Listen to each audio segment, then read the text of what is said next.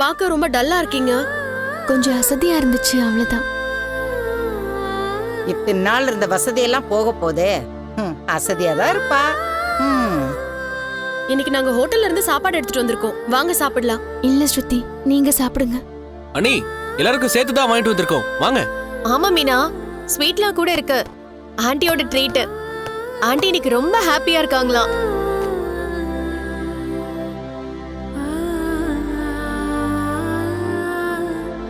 இன்னைக்காவது அத்தை சந்தோஷமா இருக்காங்களே, நல்ல விஷயம்தான். உனக்கு சேர்த்துதான் சொல்லியிருக்கேன். இன்னைக்கு உன் சமையலுக்கு லீவு, வந்து சாப்பிடுவா.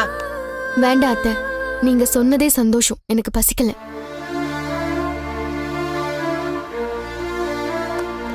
மனோஜ் வைக்கவா?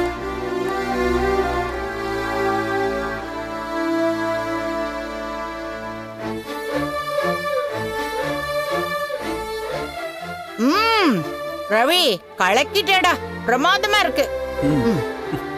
ரோஹிணி, நிறைய போட்டு சாப்பிடு. இந்த மாதிரி ஹோட்டல்ல இருந்து டெய்லி எடுத்துட்டு வந்தா நல்லா இருக்கும்ல?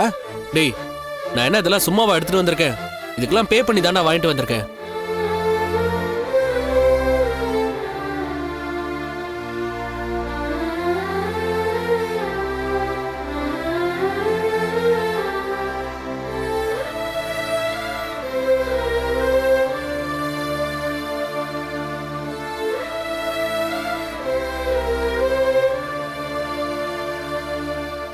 அப்பாடா.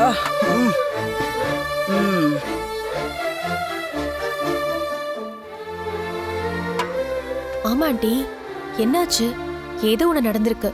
இல்லனா நீங்க இவ்ளோ ஸ்பெஷலாலாம் ஆர்டர் பண்ணிருக்க மாட்டீங்க. அந்த அளவுக்கு ஏதோ நடந்திருக்கு. ஆமா ரோஹிணி, இன்னைக்கு நான் உண்மையிலேயே ரொம்ப சந்தோஷமா இருக்கேன். மீனா அந்த 2 லட்சம் ரூபாய்க்கு பூ ஆர்டர் எடுத்து பண்ணால, ஆமா.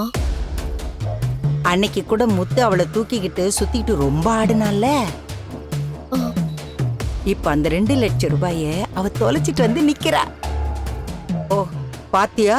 சோகமா அழுத மூஞ்சியோட வந்து நிக்கிறா. ஆமா ஆண்டி, ஆனா அவங்க பணத்தை தொலைச்சிட்டாங்க, நீங்க எப்படி சொல்றீங்க?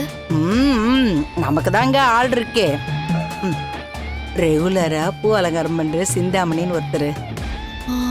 ஆமா, சொல்லிருக்கீங்க. மீனா அவங்களுக்கு போட்டியா தானே இதெல்லாம் பண்றாங்க. அவங்க தான் போன் பண்ணி எல்லாத்தையும் என்கிட்ட சொல்லிட்டாங்க. அந்த பூ கட்டுறவ அவளுக்கு கிடைக்க வேண்டிய 2 லட்சம் ரூபாய் ஏமாந்துட்டு வந்து நிக்கிறா.